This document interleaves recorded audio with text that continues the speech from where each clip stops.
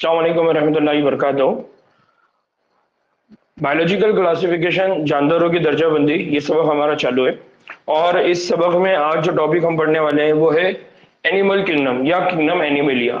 हमने last lecture में एक बात की थी क्या कि जो विटेकर थे, विटेकर ने क्या किए, जितने भी जानदार हैं उन जानदारों को 5 किंगडम में डिवाइड किए।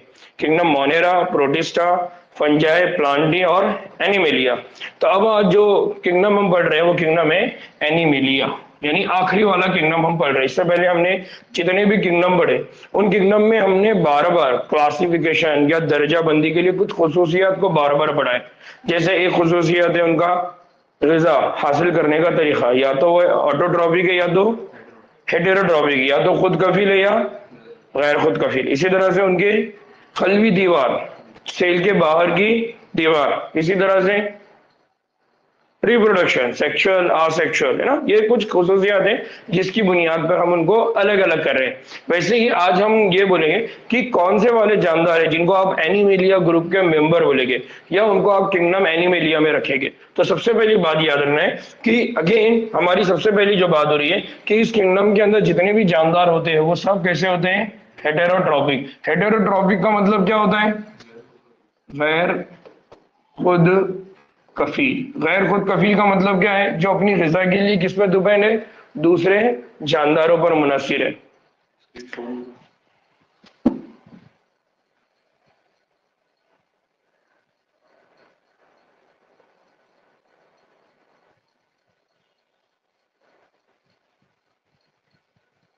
ना हसन, स्क्रीन दिखाई दे रही है कि बच्चों क्लियर? आफिया, स्क्रीन दिखाई दे रही है बच्चों? ठीक। नाज़िया बेटा भी आपको दिखाई दे रही है स्क्रीन?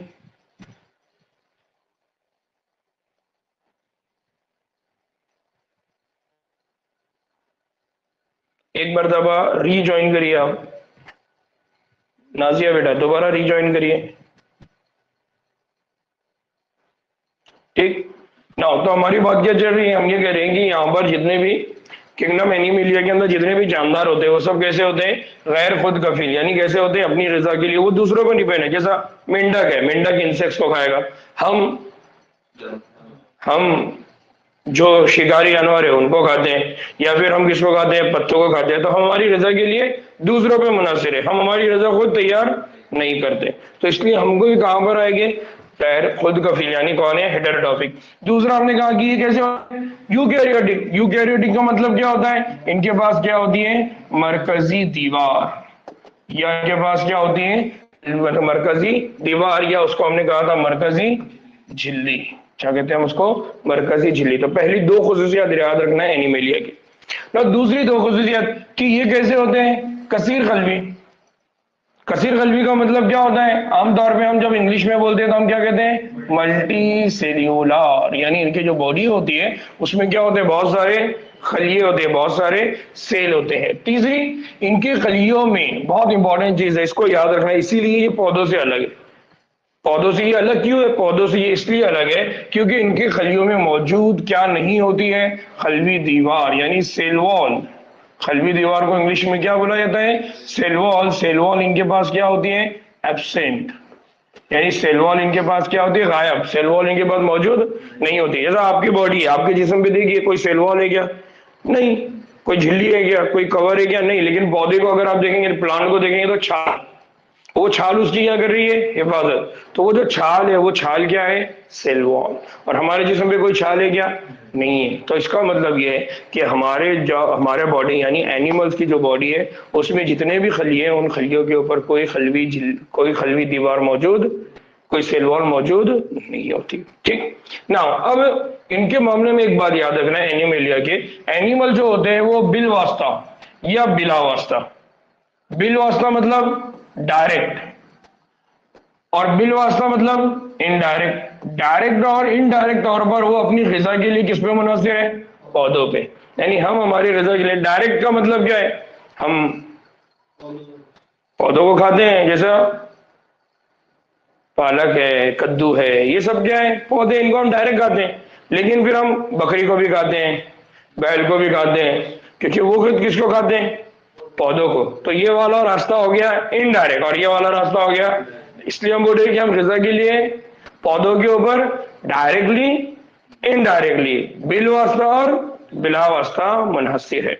एक दूसरा, जब इनके मामले में एक और बात याद रखना है कि इनके पास जो भी ग़िज़ा होती है उस ग़िज़ा को जब हजम करना होता है तो हजम कहां पर करते हैं, अंदरूनी कैफे में। अंदरूनी कैफा मतलब स्टमक, स्टमक मतलब मैदा। तो यहाँ पर जब ग़िज़ा की बात होती है तो अंदरूनी कैफे में होती है। आमतौर पे जब अंदरूनी कैफा बोला जाता है तो उसको बोला जाता है जो ऑर्गन है हमारा स्टमक, उस ऑर्गन के अंदर। इसलिए हम ये कहते हैं कि हमारे बॉडी में जो स्टमक होता है उस स्टमक के अंदर जो भी फूड मटेरियल, आपने गुलाबी जामुन रसगुल्ला जो भी खाया, तो इसका जब ब्रेक डाउन होगा तो उस ब्रेक डाउन को करने का काम कौन करेगा, एंजाइम्स, खामिरे। फिर इसका ब्रेक डाउन करने का काम कौन करेगा, केमिकल्स। कौन करेंगे, केमिकल्स, यानी कौन करेंगे, कीमियाई मादे। तो बुनियादी तौर पे याद रखना है कि जब हम जानदारों की बात करते हैं तो जानदारों में जब ग़िज़ा हजम की बात आती है तो इस ग़िज़ा को हजम करने का काम कैसे अंजाम दिया जाता है, जिस्म के अंदर। फिर जब ग़िज़ा इन्होंने खाया तो ग़िज़ा खाने के बाद जानदारों के अंदर ग़िज़ा जमा भी होती है, जब उसको जरूरत पड़ेगी वो यूज होगी। तो जब ग़िज़ा होती है उसको जमा करना होता है। तो ग़िज़ा की जो तस्खीर होती है, तस्खीर मतलब उसको जखीरा करना, जमा करना, स्टोर करके रखना, ये किस जगह में होती है, ग्लाइकोजन, या किस शक्ल में होती है, चर्बी। तो आमतौर पर हम ये कहते हैं कि दो शक्लों में ग़िज़ा एनिमल के जिस्म में, एनिमल के बॉडी में स्टोर होती है। एक होती है ग्लाइकोजन, दूसरा होता है फैट, चर्बी। तो दो शक्ल में हमारे जिस्म में ग़िज़ा क्या होती है, जमा होती रहती है। एक शक्ल है ग्लाइकोजन, दूसरी शक्ल है फैट। ग्लाइकोजन क्या है, तो ग्लाइकोजन को हम ये कहते हैं कि ये एक तरह का क्या है, कार्बोहाइड्रेट है। कौन है ये, कार्बोहाइड्रेट। और ये जो कार्बोहाइड्रेट होता है, ये कार्बोहाइड्रेट किससे बना हुआ है, तो ये कार्बोहाइड्रेट बना हुआ होता है ग्लूकोज। किससे बना होता है, ग्लूकोज। और हमको मालूम है हमारे जिस्म में जो भी ग्लूकोज है वो ग्लूकोज क्या करती है, एनर्जी। हमारे जिस्म में क्या बनाती है, एनर्जी। जब ब्रेक डाउन होता है ग्लूकोज का, जब ग्लूकोज टूटती है तो उससे क्या निकलती है, एटीपी, एनर्जी। तो इस तरह से जो ग्लाइकोजन हमारे जिस्म में जमा है, जब हम कोई काम करेंगे तो इसी ग्लाइकोजन से हमको दोबारा क्या मिलेगा, ग्लूकोज। तो जब हम बहुत सारी चीजें खाते नहीं है, यानी हम रोजे की हालत में होते हैं या कभी हमको खाने को नहीं मिल रहा है, उस वक्त भी हमारा जिस्म में काम चलता रहता है। क्यों चलता रहता है, क्योंकि हमारे जिस्म में ऑलरेडी ग़िज़ा को क्या करके रखा हुआ है, स्टोर। किस शक्ल में स्टोर करके रखा हुआ है, ग्लाइकोजन। किस शक्ल में स्टोर करके रखा है, इसलिए मोटे लोगों को बोलते हैं कि ज्यादा काम करो तो दुबले हो जाएगी। इसका लॉजिक क्या है कि वो जो फैट जमा है वो क्या होती जाएगी, पिघलते जाएगी। किस तरह पिघलेगी, काम करेंगे तो क्या लगने वाली है, तो फैट से दोबारा क्या मिल जाएगा, ग्लूकोज। बात समझ में आया। तो जो भी एनिमल होते हैं उनके जिस्म में ग्लाइकोजन और क्या होती है, चर्बी की शक्ल में किसको जमा किया जाता है, ग़िज़ा को। ठीक। नाउ एक और चीज कि ये जो एनिमल होते हैं या ये जो जानदार होते हैं, इन जानदारों में किसी भी मटेरियल को खाने का जो तरीका है वो तरीका होता है होलोजोइक। कैसा होता है, होलोजोइक। होलोजोइक का मतलब क्या होता है, वो किसी भी, मतलब रसगुल्ला है तो रसगुल्ले को हजम करना है तो वो कहां जाके होगा, आपके बॉडी के अंदर। तो ये क्या करते हैं, ग़िज़ा को अपने जिस्म के अंदर लेते हैं और उसको क्या करते हैं, हजम करते हैं। इसलिए उसको क्या बोला जाता है, होलोजोइक। मेंढक है, इंसेक्ट को खाया तो पूरे बॉडी के अंदर लेके जाएगा, ऐसा नहीं होगा कि बाहर। जैसे फंजाई है, फंजाई क्या करते हैं, फंजाई को अगर किसी चीज को खाना है तो वो अपने एंजाइम बाहर रिलीज करेगा। वो एंजाइम पहले उसको तोड़ेंगे, बाद में वो उसको एब्जॉर्ब करेगा। समझ में आ रहा है। लेकिन इनका एनिमल्स का ग्रुप ऐसा नहीं है। एनिमल्स के अंदर जितने भी जानदार आते हैं वो किसी भी ग़िज़ा को, यानी चाहे वो पौधा हो चाहे वो कोई दूसरा जानवर हो, जब उसको खाएंगे तो वो सीधा उसको अपने जिस्म में लेंगे और जिस्म में लेने के बाद उसका क्या होगा, ब्रेक डाउन। तोड़ने का काम उसका जिस्म के अंदर होगा, जिस्म के बाहर। इसलिए इसको क्या बोला जाता है, होलोजोइक। फिर एक और चीज याद रखना है कि इनमें जब नमू की बात की जाती है, नमू का मतलब क्या हो गया, इनके अंदर ग्रोथ।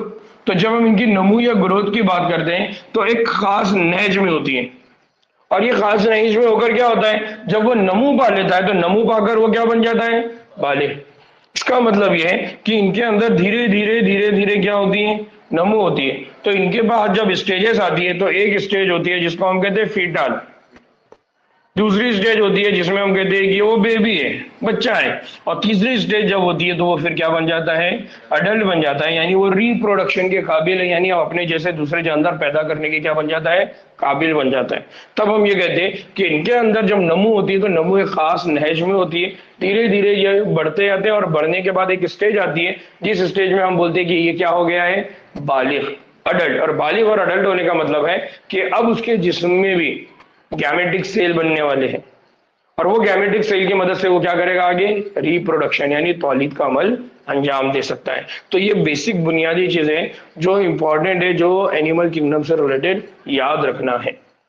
क्या क्या याद रखना है, हेटेरोट्रॉफिक है, यूकैरियोटिक है, होलोजोइक है, देन अपनी ग़िज़ा को ये स्टोर करते हैं, किस शक्ल में करते हैं, ग्लाइकोजन और फैट, चर्बी के मामले में। इसी तरह से ये अपनी ग़िज़ा के लिए पौधों पर डायरेक्टली भी और इनडायरेक्टली भी मुनहसिर है।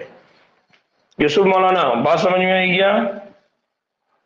ठीक, यूसुफ मौलाना के पास से छोटा सा रिवीजन ना। फिर क्या होता है कि इनके अंदर जब अडल्ट कंडीशन आती है तो अडल्ट कंडीशन में ये होता है कि इनकी एक खास शक्ल होती है और एक क्या होता है, साइज, यानी साइज में भी तब्दीली देखने को मिलेगी और शक्ल में भी क्या देखने को मिलेगी, तब्दीली। तो जब वो अडल्ट हो जाता है तो उसके साइज और शक्ल में क्या देखने को मिलेगी, हमको तब्दीली देखने को मिलेगी ना। अगर हम आला नू की बात करते हैं, एनिमल्स के अंदर अगर आला नू की बात करते हैं, जानवरों के अंदर अगर आला नू की बात करते हैं तो उनमें खास बात होती है। क्या खास बात होती है, एक तो उनके पास पेचीदा हवासी और दूसरा न्यूरोमोटर मैकेनिज्म होता है ना। न्यूरोमोटर मैकेनिज्म का मतलब क्या हो गया, और पेचीदा हवासी के लिए यहां पर हम दूसरा वर्ड यूज कर रहे हैं, वो क्या है, सेंसरी सिस्टम। सेंसरी सिस्टम हमने इससे पहले भी पढ़ा था द लिविंग वर्ल्ड में। हमने कहा कि जानदारों के अंदर खास बात होती है कि वो क्या होते हैं, आजू बाजू के एनवायरमेंट को सेंस करते हैं। लेकिन इसमें भी जानदारों में भी एनिमल के अंदर और पेचीदा है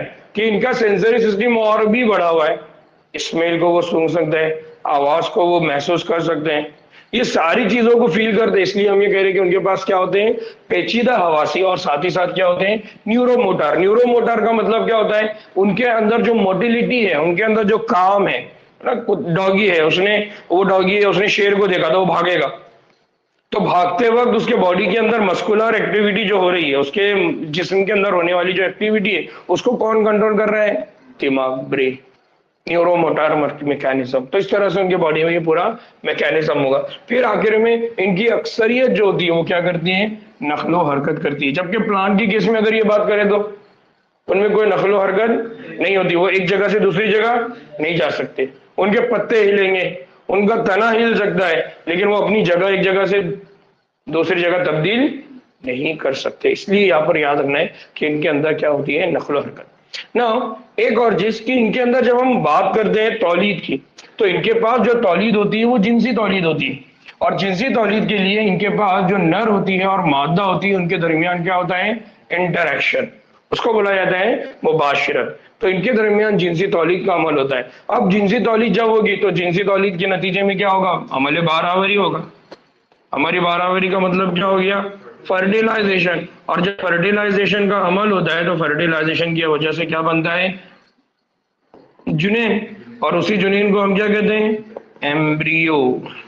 क्या बोलते हैं हम उसको, एम्ब्रियो। तो उनके जिस्म में क्या बनेगा, एम्ब्रियो, और इस तरह से एम्ब्रियो की आगे चल के क्या होंगी, नमो होगी।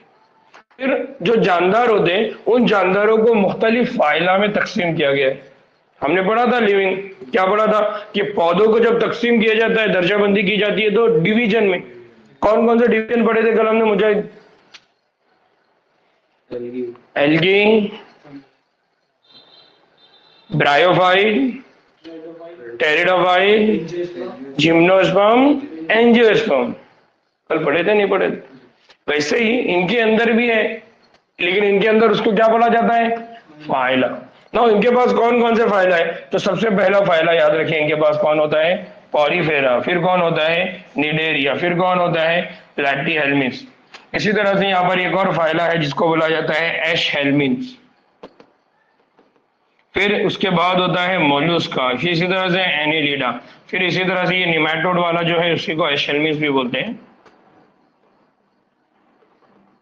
फिर उसके बाद कौन है, आर्थ्रोपोडा, इकाइनोडर्मेटा। एक और है, उसको बोला जाता है हेमी कॉर्डेटा, और आखिरी कौन होता है, कॉर्डेटा। तो इस तरह से टोटल यहाँ पर कितने फाइलम है, टोटल यहाँ पर 11 फाइलम है। कितने हैं, 11 फाइलम, ये 11 फाइलम है। और हम जो एनिमल किंगडम है सबक है, उस एनिमल किंगडम के सबक में ये सारी बातें और अच्छे से डिटेल में पढ़ेंगे कि 11 फाइलम है, ये 11 फाइलम में क्या क्या ना तब्दीलियां होती है, इनमें ऐसी कौन कौन सी खुसूसियात है जिसकी वजह से इनको एक दूसरे से अलग किया गया है। अगर आप चाहे तो अपना जो वीडियो मैंने बना के रखा हो यूट्यूब चैनल पे एनिमल किंगडम के नाम से, वहां पर भी आप जाकर इसको अच्छी तरह से स्टडी कर सकते हैं। ठीक है, तो बेसिक बुनियादी चीज याद रखना है कि जो एनिमल्स होते हैं उनके अंदर कितने फाइलम होते हैं, 11। ठीक है ना, जो सबक नंबर 4 में हम डिटेल में देखने वाले हैं। ठीक है, तो हमारा पहला जो किंगडम था वो किंगडम था मोनेरा, दूसरा था प्रोटिस्टा, तीसरा था फंजा, चौथा था प्लांटी, पांचवा है एनिमेलिया। ठीक है, तो यहाँ पर हमारे 5 किंगडम खत्म हुए ना। अब इन 5 किंगडम के बाद कुछ ऐसे और भी जानदार हैं जिनको किसी ग्रुप में नहीं रखा गया है। क्यों नहीं रखा, उसका क्या रीजन है, तो इसका मतलब है कि विटेकर ने जो दर्जा बंदी दिया, उस दर्जा बंदी का ये क्या है, खामी है। क्या खामी है दर्जा बंदी की, कि कुछ ऐसे जानदार है जिसको अभी भी दर्जा बंदी के अंदर कोई जगह नहीं मिली। इसका मतलब विटेकर की दर्जा बंदी की एक बड़ी खामी है। वो खामी क्या है कि कुछ ऐसे जानदार भी मौजूद है लेकिन उन जानदारों को विटेकर की दर्जा बंदी के अंदर कोई जगह नहीं मिली। ठीक है, तो यहां तक बात समझ में आई क्या ऑनलाइन वालों को? ऑनलाइन में यहां पर किसी को कोई डाउट है? नाजिया, यूसुफ मियां, तुम्हारा रिवीजन हुआ क्या छोटा सा? आफिया, आयशा, ठीक ना। अब इससे आगे की हम बात कर रहे हैं ना। इसके अलावा कुछ जानदार है। कौन से जानदार है? एक जानदार है जिसको हम कहते हैं वायरस। क्या कहते हैं हम उसको? वायरस। दूसरा होता है, इसको कहा जाता है वायरॉइड्स। क्या बोला जाता है? वायरॉइड्स। तीसरा होता है, इसको बोला जाता है प्रियॉन्स। क्या बोला जाता है? प्रियॉन्स। और चौथा होता है, उनको कहा जाता है लाइकेन्स। क्या बोला जाता है? लाइकेन्स। तो वन बाय वन हम ये 4 डिफरेंट टाइप के, 4 अलग अलग किस्म के जानदारों की भी स्टडी आज करने वाले। कौन कौन है? एक है वायरसेस, दूसरा है वायरॉइड, चौथा है, तीसरा है प्रियॉन्स और चौथा है लाइकेस। तो वन बाय वन हम इन चारों को पढ़ने वाले। इसका मतलब ये है कि जानदारों में सिर्फ Monera, protista, Plantae, fungi, animal नहीं है, बल्कि इसके अलावा भी कुछ जानदार है। लेकिन अभी भी उनको दर्जा बंदी में रखने के लिए हमको नई दर्जा बंदी क्या करना पड़ेगा? बनाना पड़ेगा। तो विटेकर ने जो दर्जा बंदी बनाई थी, विटेकर की दर्जा बंदी में ये सबको रखा गया है क्या? नहीं रखा गया। तो फिर इनको कहाँ रखेंगे? इसका मतलब दर्जा बंदी में क्या होते रहने वाली है? और तब्दीलियां होते रहने वाली। इसलिए अगर आपने इस सबक को एनसीईआरटी बुक से अगर पढ़ा होगा तो वहां पर हमने पहले ये पढ़ा है कि ये जो दर्जा बंदी के तरीके है, सबसे पहले किसने बनाया? अरस्तु, उसके बाद लीनियस, उसके बाद विटेकर, है ना। तो धीरे धीरे ये इस तरह से तब्दीलियां होती रही है ना। अब हम यहाँ पर बात करें कि कुछ विटेकर की जो 5 किंगडम की दर्जा बंदी है, उसकी एक खामी ये है कि इसने दर्जा बंदी में लाइकेन्स और कुछ यककलमी यूज हुई है, जैसे वायरस, वायरॉइड और प्रियॉन्स का जिक्र तक भी नहीं किया है। इसलिए अब हम इनको यहाँ पर समझने वाले ना। आमतौर पर जैसे अभी कोरोना वायरस आया था तो हमको मालूम है, तो हम ये कहते हैं कि जुकाम है या फ्लू है, यानी हर एक को होने वाला था। आई फ्लू अभी चल रहा है, पिंक आई चल रही है। तो ये जो फ्लू है या ये जो जुकाम है, ये किससे होता है? ये ऐसे जानदार है जो ये कल्बी जानदार है, जो आसानी से हमको दिखाई नहीं देते, उनकी वजह से हो रहा है। तो हम ये जानते हैं कि हमारे आजू बाजू में कौन होते हैं? वायरसेस।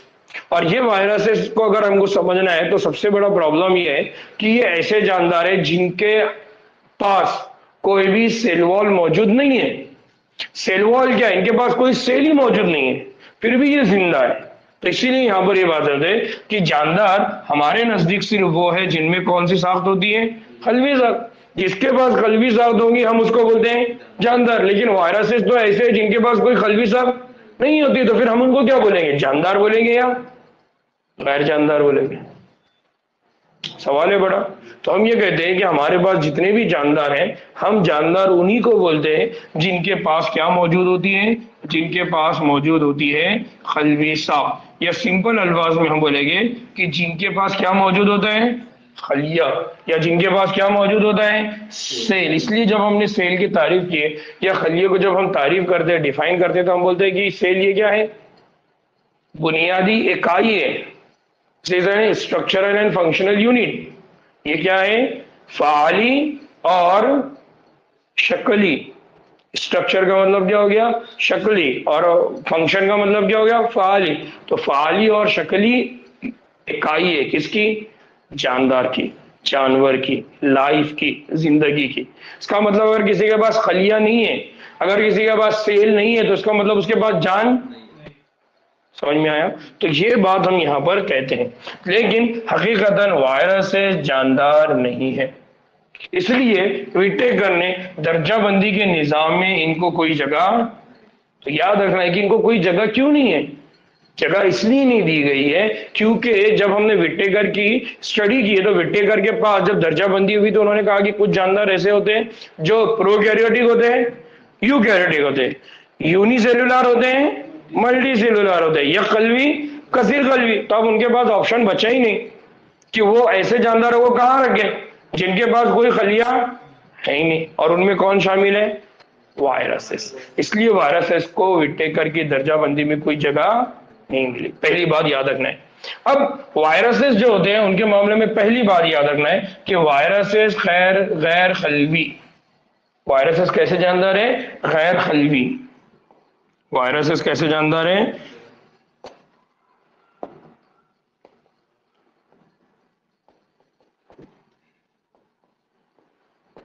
ठीक है, पहली बात याद रखना है कि ये कैसे जानदार है, गैर खलवी जानदार है। फिर ये जो गैर खलवी जानदार है ये क्या करता है, जो जिंदा खलिए होते हैं, क्या होते हैं, जिंदा खलिए होते हैं, उनके अंदर अपनी जिंदगी गुजारता है। क्या करता है वो, उनके अंदर अपनी जिंदगी गुजारता है।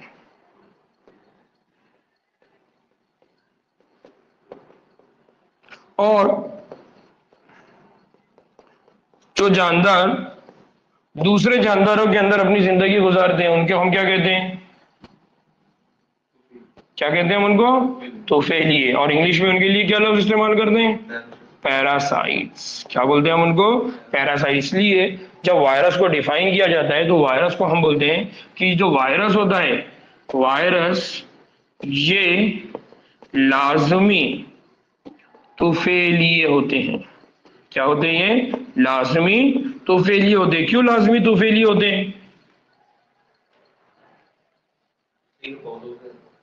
नहीं, क्यों, क्यों, अभी पढ़े ना हमने कि इनके पास अपना कोई खलिया नहीं है। जब इनके पास अपना कोई खलिया नहीं है, इसका मतलब ना इनके पास कोई ऑर्गेनल होगा, ना इनके पास साइटोप्लाज्म होगा, ना इनके पास इंडोप्लाज्मिक रेटिकुलम होगा, यानी कोई भी दूसरा ऑर्गेनल इनके बॉडी में नहीं है। तो फिर अगर इनको जिंदगी गुजारना है तो इनको क्या करना पड़ेगा, दूसरे जानदार के अंदर जाके अपनी जिंदगी गुजारना पड़ेगा।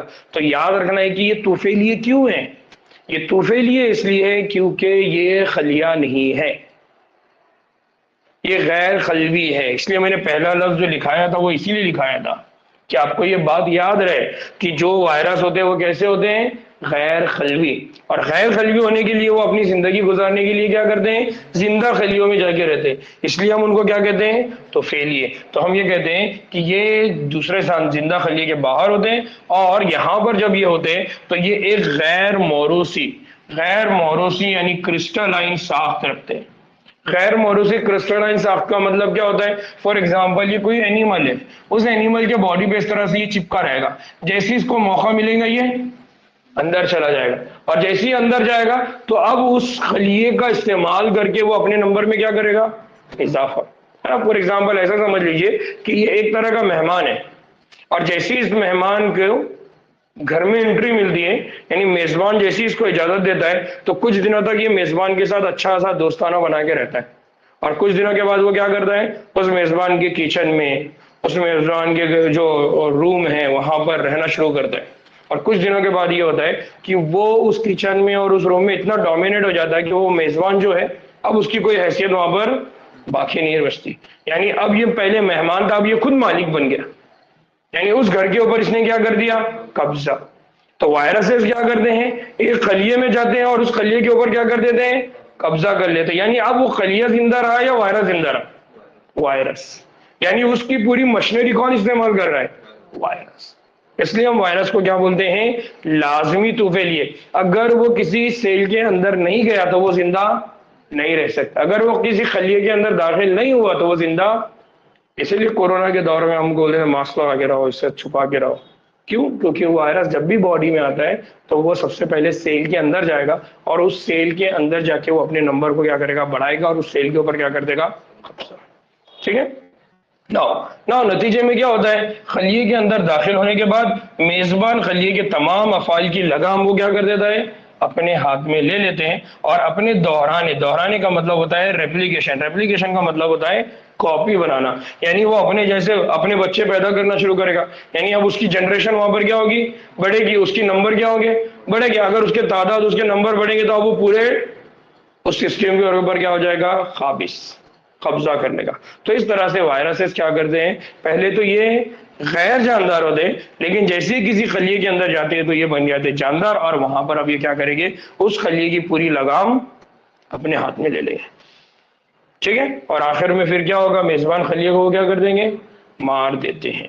ठीक है, तो अब अगर हमको वायरसेस को जानदार बोलना है या बेजान बोलना है, क्या बोलना है? हाँ, खलिए में अगर वो जाते हैं तो जानदार, और अगर खलिए के बाहर रहते हैं तो गैर जानदार। ये बहुत इंपॉर्टेंट है, इसको याद रखना है। ठीक ना। अब सबसे पहले बात ये आती है कि वायरस को किसने दरियाफ्त किया। हाँ हाँ, पीछे ना ये जो डायग्राम है, ये वाली इन्फ्लुएंजा के, तो आमतौर पे जो हमको जुकाम खांसी वगैरह होती है तो हम देखते हैं कि सबको होते जाता है, घर में एक को हुआ तो एक से दूसरे को। तो ये जो इन्फ्लुएंजा वायरस है ये बहुत सिंपल वाला है, मतलब इससे बहुत ज्यादा मुश्किल नहीं होता, 2-4 दिन के बाद आप ठीक हो जाते हैं। लेकिन जैसे कोरोना वगैरह का था तो उस केस में क्या होता था, वो जो वायरस थे वो बहुत हानिकारक थे। अगर उसकी वजह से किसी को इन्फेक्शन होता तो वो एक जनरेशन से दूसरे जनरेशन को, लेकिन वो जो कोरोना वायरस था उसके अगेंस्ट में हमारी इम्यूनिटी, हमारी जो मुदाफियत थी, हमारा जो बचाव का मैकेनिज्म था वो बहुत कमजोर था, इसलिए हमको फटाक से उससे क्या होता था, नुकसान, इसलिए बीमारी वो जल्दी जल्दी फैलती थी। ठीक है ना। सबसे पहले कि ये जो वायरस है इसको वायरस क्यों बोलते हैं, तो वायरस का जो मीनिंग होता है वो होता है जहर, या उसका मीनिंग होता है जहरीला सैयद। अब ये जो नाम है, ये नाम किसने दिया, तो ये नाम दिया था पास्चर ने। किसने नाम दिया था, ये पास्चर ने। तो जो लुइस पास्चर एक साइंटिस्ट थे, उन्होंने ये नाम दिया था। लुइस पास्चर बेसिकली आमतौर पे ये माइक्रो ऑर्गेनिज्म यानी माइक्रोबायोलॉजिस्ट है जो बहुत सारी रिसर्च करते थे, उन्होंने ये नाम दिया था। अब उन्होंने ये नाम कैसे दिया था, उसका रीजन क्या है कि एक साइंटिस्ट है जिनका नाम है दिमित्री इवानोव्स्की। ये जो दिमित्री इवानोव्स्की है, उन्होंने क्या किया 1892 में यानी 1892 में उन्होंने क्या करा, तंबाकू के अंदर एक बीमारी देखी जिसको बोला जाता है मोज़ेक। तो टोबैको मोज़ेक डिजीज, तंबाकू की मोज़ेक। अब ये तंबाकू की टोबैको मोज़ेक डिजीज का मतलब क्या होता है, टोबैको मोज़ेक डिजीज का मतलब ये होता है कि आमतौर पे जो तंबाकू के ऊपर जो पत्ते होते हैं वो पीले पीले पड़ने शुरू होते हैं। तो जो ग्रीन है ना, नॉर्मली जो पत्ता होता है वो हरा कलर का होता है, लेकिन बीच बीच में आपको क्या देखने को मिलेंगे, पीले पीले पीले स्पॉट्स। उसके लिए बोला था मोज़ेक। मोज़ेक का मतलब दरमियान में, तो छोटे छोटे पीले आपको धब्बे दिखाई देते, उसकी वजह से उसका नाम रख दिया उन्होंने टोबैको मोज़ेक डिजीज। अब उस टोबैको मोज़ेक डिजीज के वो सारे जितने भी जानदार है उनको वो पहचानते थे। अब ये हुआ कि उन्होंने ये देखा कि साइज के लिहाज से ये जो जानदार है, यानी जो जानदार उस प्लांट को इन्फेक्शन कर रहा है जिसकी वजह से ये बीमारी हो रही है, तो उन्होंने देखा कि इसका साइज तो बैक्टीरिया से भी कम है, यानी उसका वो बैक्टीरिया से भी क्या होते हैं, छोटे होते हैं। क्यों, क्योंकि जब उन्होंने क्या किया, फिल्टर करने के बाद ये हुआ कि ये बैक्टीरिया प्रूफ फिल्टर से भी निकल गए थे, यानी ये जो छोटे छोटे साइज के थे ये फिल्टर के थ्रू गया। फिल्टर के थ्रू का मतलब क्या, इन्होंने एक टेक्निक परफॉर्म की, उस टेक्निक के थ्रू इन्होंने क्या किया, जितने भी जानदार होते हैं वो जानदारों को साइज को देखने की कोशिश की। साइज को देखने का मतलब क्या था? साइज को देखने का मतलब ये था कि ऐसा कौन सा छोटा छोटा जानदार है जिसकी वजह से ये बीमारी हो रही है। जब उन्होंने फिल्टर किया तो उन्होंने ये देखा कि कुछ जानदार ऐसे थे जो उस फिल्टर को भी क्या कर गए, पास कर गए। जैसे ही उस फिल्टर को पास कर गए, इसका मतलब ये है कि जो फिल्टर बैक्टीरिया को रोक रहा है, लेकिन कुछ ऐसे जानदार है वो उनको नहीं रोक रहा है। इसका मतलब वो जानदार बैक्टीरिया से भी क्या है, छोटे। तो अब उनको ये लॉजिक आया कि इसका मतलब क्या हुआ, क्यों? क्योंकि जो बैक्टीरिया थे वो प्रूफ फिल्टर प्रूफ से भी निकल गए थे, यानी वो छोटे छोटे जो थे वो फिल्टर प्रूफ से भी निकल गए थे। तो अब उसके बाद ये हुआ कि एक और साइंटिस्ट आए जिनका नाम है M.W. बेजेरिंग। M.W. बेजेरिंग ने भी एक मुशाहिदा किया। उन्होंने ये मुशाहिदा कब किया? 1892 में। और इन्होंने ये जो मुशाहिदा किया, अगेन उन्होंने देखा कि बीमार जो है तंबाकू के पौधे, उनका उन्होंने अर्क निकाला और उन्होंने उस अर्क को निकाल कर क्या किया, सेहतमंद पौधों के अंदर डाल दिया। जैसी सेहतमंद पौधों के अंदर डाला तो वो बीमारी क्या हो गई, फैलने लगी। लिहाजा इससे उनको क्या समझ में आया? इससे उनको ये समझ में आया कि वो अर्क है जिसकी वजह से ये बीमारी हो रही है। इसलिए उन्होंने क्या किया, उस अर्क के मामले में ये बोला कि ये जो अर्क होता है ये होता है कॉन्टेजियम वीवम फ्लूइडम। कॉन्टेजियम वीवम फ्लूइडम यानी ऐसा फ्लूइड जिसके एक जगह से दूसरी जगह जाने पर बीमारी फैल रही है। कॉन्टेजियम का मतलब है कांटेक्ट में आने वाला, वीवम और दूसरा है फ्लूइडम मतलब फ्लूइड की शक्ल में, बहने वाली शक्ल में, लिक्विड की शक्ल में, और उसकी वजह से क्या हो रही है, बीमारी फैल रही है। फ्लूइडम क्यों बोला? क्योंकि यहाँ पर आपको हम क्या कहते हैं, फ्लूइड। पहले साइंटिस्ट आए, उन्होंने टोबैको मोज़ेक डिजीज देखा, उन्होंने ये बोला कि ये जो बैक्टीरिया है ये बैक्टीरिया से भी छोटे साइज का कोई तो भी बैक्टीरिया है, क्योंकि उनको तब तक मालूम नहीं था, इसलिए वो बैक्टीरिया बोल रहे थे। दूसरे साइंटिस्ट आए, उन्होंने तजुर्बा किया, उन्होंने अर्क का इस्तेमाल किया। अर्क का इस्तेमाल करने पर उनको ये समझ में आया कि ये अर्क अगर एक इन्फेक्टेड पौधे से, मुतासिर पौधे से किसी दूसरे पौधे में अगर जाता है तो वो बीमारी उस पौधे से निकल के दूसरे पौधे में भी चले जा रही है, यानी ये बीमारी क्या हो रही है, फैल रही है ना। और इसलिए उन्होंने वहां एक लफ्ज इस्तेमाल किया और उस लफ्ज का मीनिंग क्या है, कंटेजियम वीवम फ्लूइडम। उर्दू में हम बोल रहे हैं जानदार वबाई सयाल, यानी ऐसा सयाल है जो जानदार है। पानी को हम जानदार बोलते हैं क्या? नहीं बोलते, लेकिन इस सयाल को उन्होंने क्या बोला, जानदार, यानी ऐसा सयाल जिसके अंदर कुछ तो जान है। क्यों बोल रहे हो? क्योंकि उसकी वजह से बीमारी क्या हो रही है, फैल रही है। ठीक है ना। उसके बाद एक और साइंटिस्ट आए जिनका नाम है W.M. स्टैनली। क्या नाम है? W.M. स्टैनली ना। W.M. स्टैनली ने क्या किया, उन्होंने ये साबित किया, और उन्होंने साबित कैसे किया कि ये जो अर्क है, इस अर्क के अंदर कुछ तो जानदार है, कुछ तो मॉलिक्यूल है, कुछ तो चीज है जिसकी वजह से बीमारी क्या हो रही है, फैल रही है। उन्होंने क्या किया, उसको क्रिस्टलाइज किया। क्रिस्टलाइज करने का मतलब क्या है, उन्होंने उसको क्या कर दिया, पाउडर फॉर्म में ला दिया। उन्होंने क्या करवाया, वायरस से इसकी खलमकारी करने का मतलब क्या हो गया, क्रिस्टलाइज। जैसा हमारी शक्कर होती है तो शक्कर के हम क्या बोलते हैं, खलम बोलते हैं, छोटे छोटे क्रिस्टल बोलते हैं, छोटे छोटे क्या बोलते हैं, टुकड़े बोलते हैं। तो इस तरह से उन्होंने क्या किया, उसकी खलमकारी कर दी। और खलमकारी करने की वजह से यह हुआ कि ये जो खलमें थी बेशतर इनके अंदर क्या देखने को मिला, प्रोटीन पर मुश्तमिल थे, और ये अपने खास स्ट्रक्चर की वजह से थे और खतई तौर पे क्या थे, मुअस्सर थे। इसलिए वायरसेस के मामले में उन्होंने क्या बोला कि ये वायरसेस लाजमी तौर पे तूफेलिए। क्या मतलब है इसका, कि वो जो क्रिस्टल थी उससे बनने वाले कुछ प्रोटीन थे, लेकिन वो प्रोटीन उसी वक्त काम कर सकते थे जब वो किसी जानदार के अंदर है। उससे उन्होंने ये कंक्लूजन निकाला कि वायरसेस क्या होते हैं, लाजमी तौर पे क्या होते हैं, तूफेलिए। जो बात मैंने पहले बोला कि वायरसेस क्या है, गैर जानदार, लेकिन अपनी जिंदगी के लिए वो किस पे मुनासिर है, जानदार खलियों पे। और जब जानदार खलियों के ऊपर अगर ये मुनासिर है तो हम बोले कि लाजमी तूफेलिए है।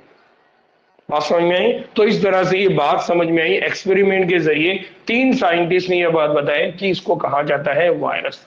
तो वायरसेस के मामले में हमेशा याद रखना है कि जब भी हम वायरसेस को डिफाइन करेंगे या जब भी हम वायरसेस की तारीफ करेंगे तो हम बोलेंगे कि वायरस ये ऐसे जानदार है ना। बार बार प्रॉब्लम ये आ रही है कि हम जानदार बोलेंगे या गैर जानदार। तो आमतौर पर हम बोलते हैं कि ये ऐसे गैर जानदार हैं जिनको अपनी जिंदगी गुजारने के लिए जरूरी है कि वो किसी जानदार के खलियों में दाखिल हो। ठीक है, इसलिए हम उनको कह रहे हैं लाजमी। तो यहाँ पर देखिए खास मेजबान खलिए के बाहर उनको क्या देखने को मिला, खतई तौर पर वो क्या है, गैर मुअस्सर, यानी किसी खलिए के अगर वो बाहर है तो वो कोई काम, लेकिन जैसे ही अंदर चले गए तो काम करना शुरू कर दिया, वहां पर वो अपने आप को क्या करेंगे, रेप्लिकेट, 1 से 2, 2 से 4 अपने नंबर में क्या करेंगे, इजाफा। ऑनलाइन वालों को ये बात क्लियर हुई, बात समझ में आई? यहाँ पर किसी को कोई डाउट है?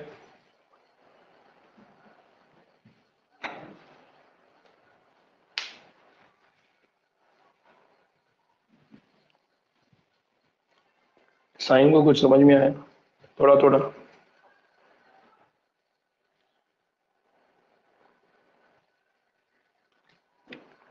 अरे हसन भाई क्या नहीं समझा?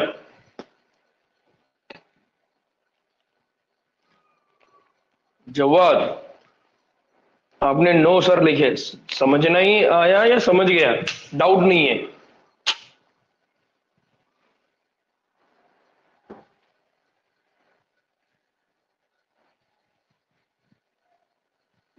आयशा,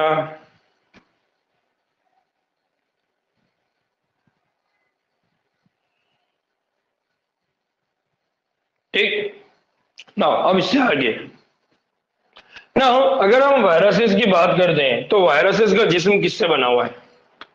ठीक है, अभी हमने थोड़ी देर पहले ना इस तरह का एक सिंपल डायग्राम वायरस का देखे, ठीक है, ये समझने के लिए डायग्राम बना रहा हूं मैं।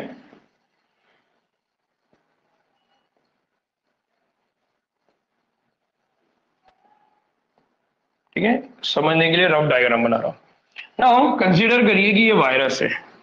अब हम ये कह रहे हैं कि जो भी वायरस होगा उस वायरस में होगा प्रोटीन, उस वायरस में क्या रहेगा, प्रोटीन। इसका मतलब है वायरस के अंदर दो ही चीजें हैं, एक वो है प्रोटीन और दूसरा जो है वो है जेनेटिक मादा। दूसरा कौन है, जेनेटिक मादा। जेनेटिक मादे का मतलब क्या होता है,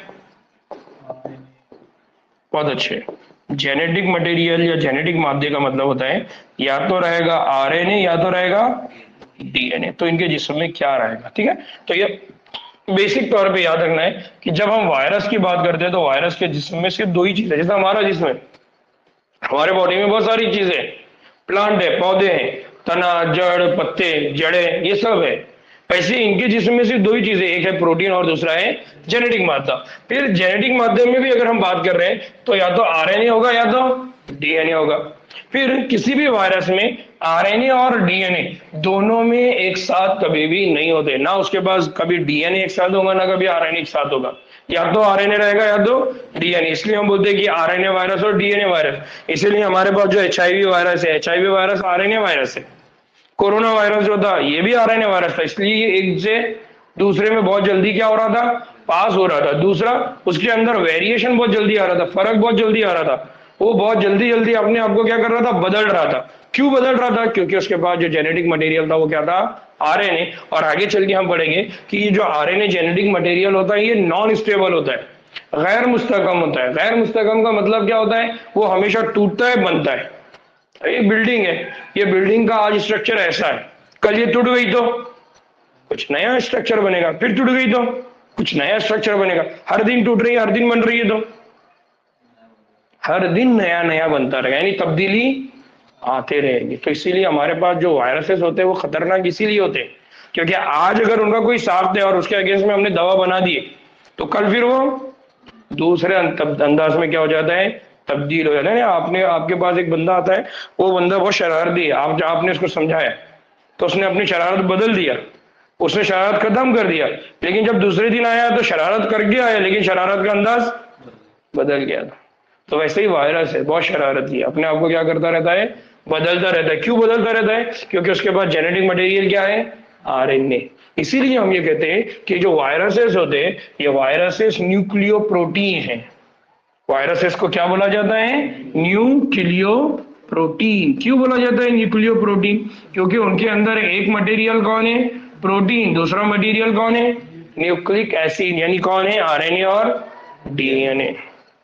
इसलिए इनको हम क्या बोलते हैं, वायरसेस को हम क्या कहते हैं, न्यूक्लियो प्रोटीन। और इसीलिए बोलते हैं कि ये जेनेटिक मादा जो है ये वबाई है, वबाई का मतलब क्या है? एक जनरेशन से दूसरे जनरेशन में, सॉरी, वबाई का मतलब ये है कि ये बीमारी को क्या करेगा? फैलाएगा। ठीक है। फिर हम ये कहते हैं कि अगर उमूमन पौधों की बात करें तो पौधों में लगने वाले यानी पौधों को जो वायरसेस होते हैं या जो पौधों की बीमारी वाले वायरसेस होते हैं ये एक धागे वाले आरएनए, और जानवरों में जो होते हैं वो आमतौर पे क्या होते हैं? एक या दो धागे वाले कौन होते हैं? आरएनए।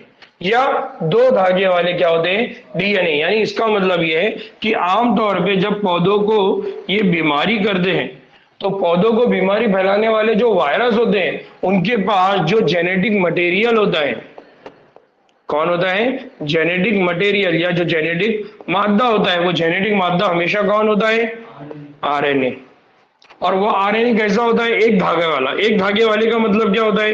एक धागे का मतलब ये होता है कि हम ये कहते हैं कि जो डीएनए है उस डीएनए के अंदर दो धागे हैं, तो इसलिए हम उसको बोलते हैं डबल स्ट्रैंडेड।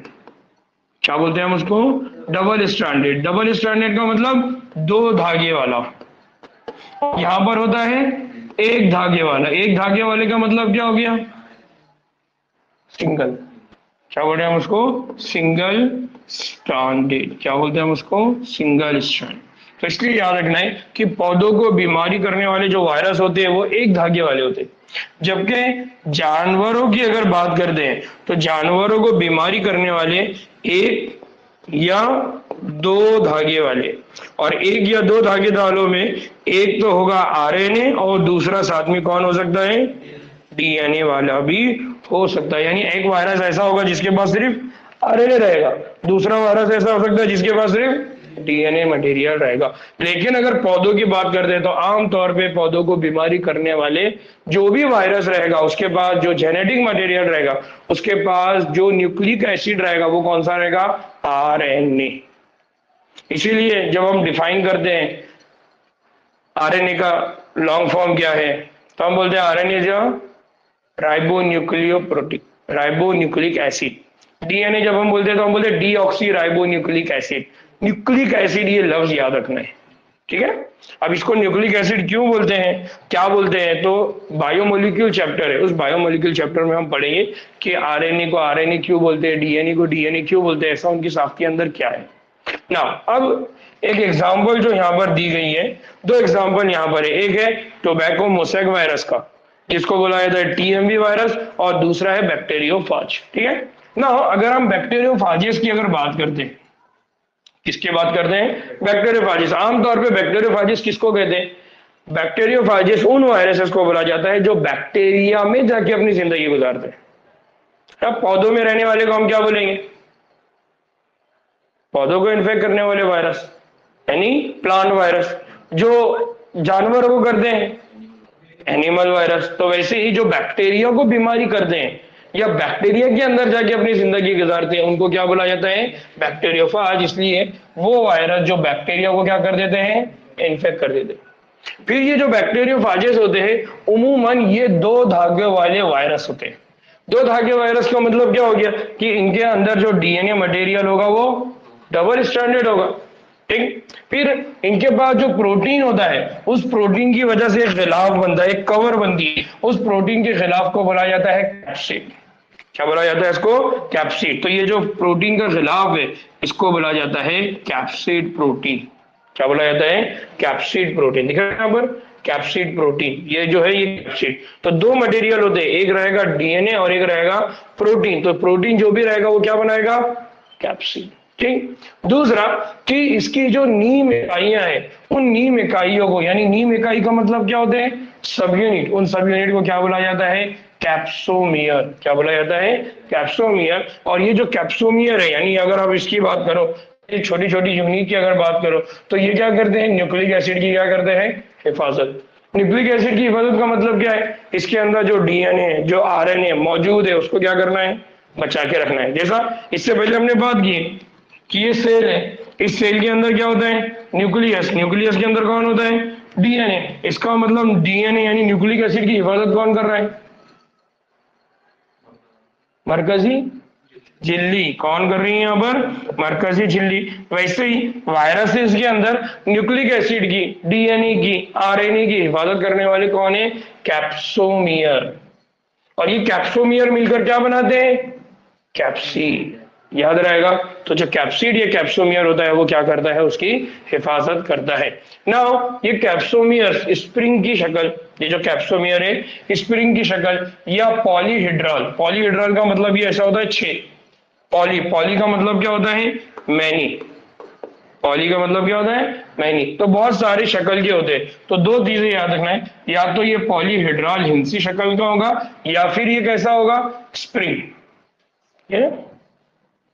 ये दिख रहा है ये साफ। तो ये साफ को अगर आप दूर से देखेंगे तो आपको नहीं समझ में आएगा, लेकिन अगर इसको इस तरह से देखते हैं आप, तो इस तरह से ये पूरा राउंड राउंड राउंड राउंड है। इसलिए उसको क्या बोला जा रहा है? स्प्रिंग की शक्ल, या क्या बोला जा रहा है? पॉलीहेड्रल, यानी 6 अलग अलग हिंसों की शक्ल का। नाउ वायरस जैसे मम्स, जैसे चेचक, जैसे हर्पेस, जैसे इन्फ्लुएंजा, अब इन सबसे रिलेटेड हम आगे चल के ह्यूमन हेल्थ एंड डिजीज में बीमारियां पढ़ेंगे। मम्स है ना, चेचक की बीमारी आती है, छोटी छोटी फुंसी आना शुरू हो जाते हैं, इन्फ्लुएंजा जुकाम होना शुरू होता है, इस तरह से। इसी तरह से इंसानों में अगर हम बात करते हैं तो एड्स, ये जो बीमारी होती है ये भी किससे फैलती है? वायरस से। और एड्स का जो वायरस है उसको क्या बोला जाता है? HIV, human influenza viruses. फिर हम ये कहते हैं कि पौधों में जब मोज़ेक होता है, तो मोज़ेक बनाना या पत्तियों का मुड़ना या पत्तियों का सुखड़ना या पीला पड़ जाना या रगों का, यानी वो जो वेन्स होती है उन वेन्स का साफ हो जाना, या वो पत्ती की हाइट क्या हो गई? कम हो गई, बोनापन हो जाना, या उनकी नमू है यानी उनकी एक ग्रोथ बराबर नहीं हो रही है, ये सब वायरसेस की वबा की क्या है? अलामतें हैं। तो अगर आप पौधों को देखेंगे तो पौधों के अंदर इतनी सारी हमको क्या देखने को मिलेगी? सिम्टम्स। सिम्टम्स मतलब क्या? अलामतें। इंसानों के अंदर हमको जो वायरस देखने को मिल रहा है वो कौन है? एड्स। इसी तरह से कौन है? मम्स वाला है, चेचक वाला है, हर्पेस वाला है, हर्पेस वाला है, इसकी वजह से। इसी तरह से इन्फ्लुएंजा है। ये सारे वायरसेस इंसानों के अंदर बीमारी करेंगे, और यहाँ पर दूसरे वायरस है वो मोज़ेक बना देंगे, पत्तियों को टेढ़ा कर देंगे। तो आमतौर पर अगर हमको कोई पौधा है, उस पौधों के अंदर अगर पत्तों की बनावट या तने की बनावट में अगर तब्दीली दिख रही है, इसका मतलब उसको क्या हो गया? Infection, virus. ठीक है। तो ये बुनियादी चीजें इसको याद रखना है। ठीक। क्वेश्चन पूछता है कि फॉर एग्जांपल बैक्टीरियोफाज कौन है, फिर बैक्टीरियोफाज की जो शक्ल होती है वो कैसी होती है, बैक्टीरियोफाज के अंदर जो प्रोटीन है उसको क्या बोला जाता है, वो क्या बनाता है? जैसे हमने बोला कैप्सोमियर होता है, कैप्सोमियर मिलकर क्या बनाते हैं? कैप्सिड बनाते हैं। या ये पूछेगा कि जो कैप्सिड होती है उनके अंदर वो कैप्सिड क्या करती है, तो कैप्सिड क्या करती है? न्यूक्लिक एसिड की हिफाजत करती है। तो कैप्सिड किससे बना है? प्रोटीन से। तो कभी वो ये पूछ सकता है कि वायरसेस में जो प्रोटीन मौजूद है वो प्रोटीन क्या काम करता है? तो प्रोटीन का मेन काम क्या होता है? उसकी शक्ल बनाना। और शक्ल क्यों बनाना? क्योंकि किसकी हिफाजत करना है? डीएनए यानी न्यूक्लिक एसिड के। तो इस तरह के सवाल आएंगे। ऑनलाइन वालों में किसी को डाउट है?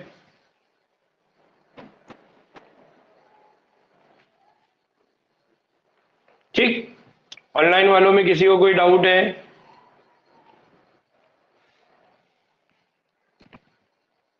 ठीक है ना। अब इसके बाद मगरिब की नमाज, और मगरिब की नमाज के बाद फिर हम 12th वाली क्लास स्टार्ट करेंगे। ठीक है। तो आज जहां तक हुआ घर पे बैठ के इसके अच्छे से नोट्स वगैरह बनाइए। जहां पर कोई दिक्कत आ रही है, कोई इशू आ रहा है, इस पर हम डिस्कस करते हैं। ठीक है। चलिए दुआ में याद रखिए। अस्सलाम वालेकुम रहमतुल्लाहि व बरकातहू।